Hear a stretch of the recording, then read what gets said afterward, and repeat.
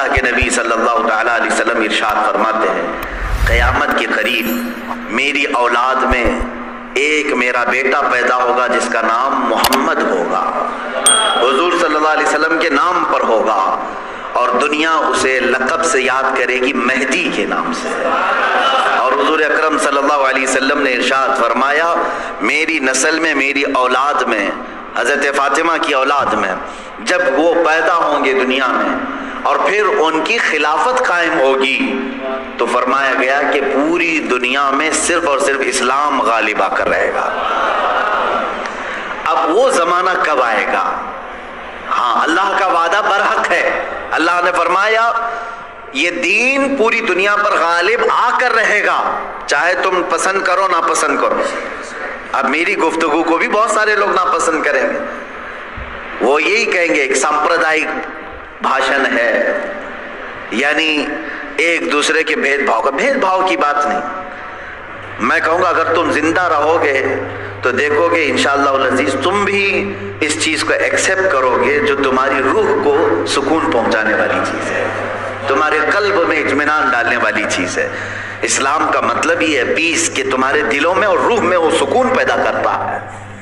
عزیزان گرامی اوقات، اب رسول پاک صلی اللہ تعالیٰ علیہ وسلم کے فرمان کا مقصد میں آپ کو سمجھاؤں۔ حضور نے فرما دیا قیامت کے قریب میری اولاد میں میرا ایک بیٹا پیدا ہوگا جس کا نام میرے نام سے مشابہ ہوگا، یعنی محمد، اور اسے پورا زمانہ امام مہدی کے نام سے یاد کرے گا، اور وہ پوری دنیا میں، کائنات میں اسلام کو غالب لا کر رہیں گے۔ اسی زمانے میں عیسیٰ علیہ السلام کا نزول بھی ہوگا۔ حضرت عیسیٰ علیہ السلام آسمانوں پر آج بھی باحیات ہیں، یہ ہمارا عقیدہ ہے سارے مسلمانوں کا۔ امام مہدی کے زمانے میں عیسیٰ علیہ السلام اتریں گے۔ یہ کون سا علاقہ ہوگا اس کے متعلق حدیثیں ہیں۔ حضرت امام مہدی کا جو ظہور ہے یہ کب پیدا ہوں گے یہ نہیں معلوم، ظاہر ہوں گے، پیدا ہو چکے ہوں گے، آج بھی ہو سکتا ہے، ممکن ہے، پاسبل ہے۔ جب ان کی عمر پاک 30-40 سال کے آس پاس ہوگی اور یہ مکہ مکرمہ میں خانہ کعبہ کے طواف کے دوران ایک لشکر آئے گا جو خانہ کعبہ کو ڈھانے کی کوشش کرے گا، حملہ کرے گا، اور حضرت امام مہدی دعا کریں گے۔ آپ کی دعا کی بدولت اللہ تعالیٰ اس آئے ہوئے لشکر کو زمین میں دھنسا دے گا، لوگ اسی دن پہچان لیں گے اور ان کے ہاتھ پر خانہ کعبہ کے سامنے بیعت کریں گے۔ اب یہاں سے امام مہدی کا ظہور ہوگا، لیکن اتنا آسان نہیں ہے کہ سب مہدی مہدی کرتے ہوئے ان کے پیچھے چل پڑیں گے، بلکہ ان کے جانی دشمن بن جائیں گے وہاں کچھ لوگ جو ان کو قتل کرنے کی یا ہلاک کرنے کی کوشش کریں گے۔ امام مہدی اپنے متبعین کو لے کر ملک شام کی طرف چلے جائیں گے۔ اب ملک شام وہ ہے جس زمین کو میرے آقا صلی اللہ تعالیٰ علیہ وسلم نے ارشاد فرمایا یہ حشر کی زمین ہے، یہ حشر کی زمین ہے، سارے لوگ ہانکتے ہوئے ادھر ہی لے جائے جائیں گے۔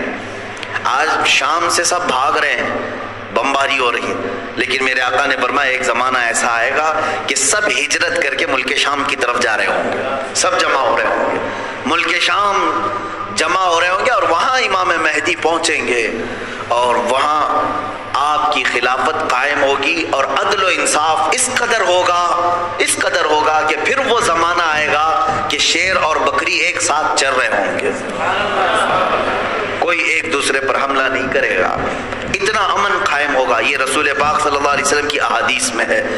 اب امام مہدی کی امامت کے دوران وہ فجر کا وقت ہوگا جب حضرت عیسیٰ علیہ السلام آسمان سے اتریں گے، اور جماعت کھڑی ہونے والی ہوگی، قائم ہونے والی ہوگی۔ حضرت عیسیٰ علیہ السلام ایسے اتریں گے جیسے ان کے جسم پر نہائے ہوئے قطرے ٹپک رہے ہوں۔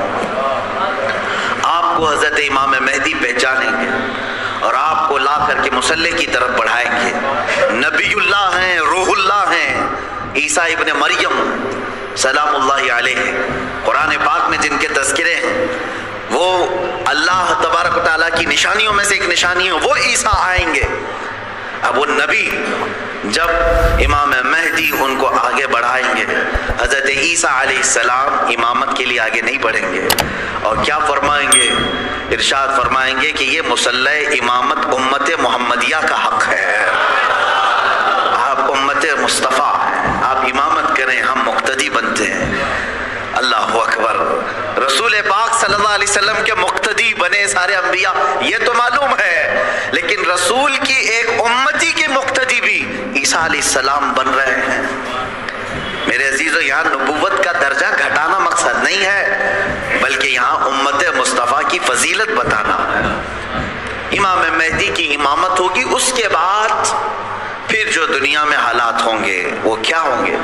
دجال آ چکا ہوگا اور دجال اپنے فتنے پھیلا رہا ہوگا، اور اب دجال کو کون مارے گا، کون ختم کرے گا؟ سارے لوگ پریشان ہو چکے ہوں گے، قتل عام کر رہا ہوگا لوگوں کو، ایمان والوں کا، جو اسے خدا کہے اسے چھوڑ دے، اور جو اسے خدا نہ مانے اسے دونوں پیر پکڑ کر چیر دے یا گرم کھولتے ہوئے تیل میں ڈال دے، ظلم و ستم کی حد کر دے گا۔ کچھ لوگ ڈر کر کے کفر کر دیں گے، شرک میں مبتلا ہو جائیں گے، اور کچھ ایمان پر قائم رہیں گے، لیکن یہ زمانہ زیادہ دن تک نہیں چلے گا۔ حضرت عیسیٰ علیہ الصلاۃ والتسلیم کے نزول کے بعد عیسیٰ علیہ السلام کی جہاں تک خوشبو جائے گی یا ہوا انہیں مس کر کے نکل رہی ہوگی، تو وہ ہوا دجال کو جیسے لگے گی وہ پگھلتا جائے گا، جیسے موم آگ کی گرمی سے پگھلتا ہے، دجال عیسیٰ علیہ الصلاۃ والتسلیم کی دوری کی ہوا سے ہی پگھل رہا ہوگا۔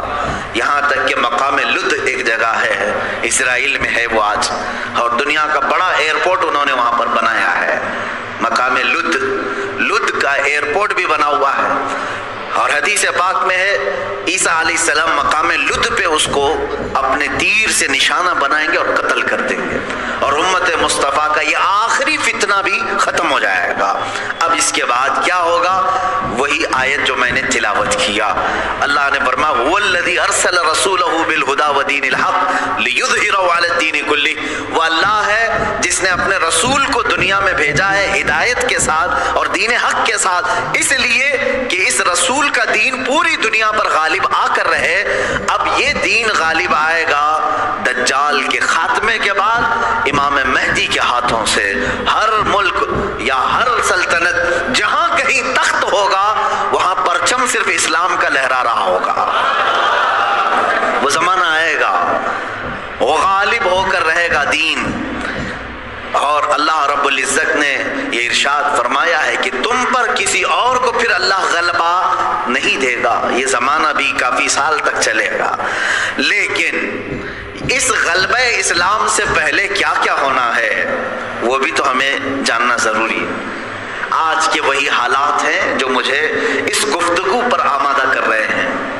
میں نے بات تو کہہ دی، آپ کو حدیث کی روشنی میں بتا دیا کہ اسلام غالب آئے گا پوری کائنات پر دجال کے خاتمے کے بعد اور امام مہدی کے ہاتھوں سے۔ اب یہ دو بڑی نشانیاں حضور نے فرمائی، ایک تو حضور کی آل میں سادات میں امام مہدی پیدا ہوں گے، دوسرے کہ دجال آئے گا۔ یہ دونوں کا زمانہ ایک ہے، یہ کب ہوگا؟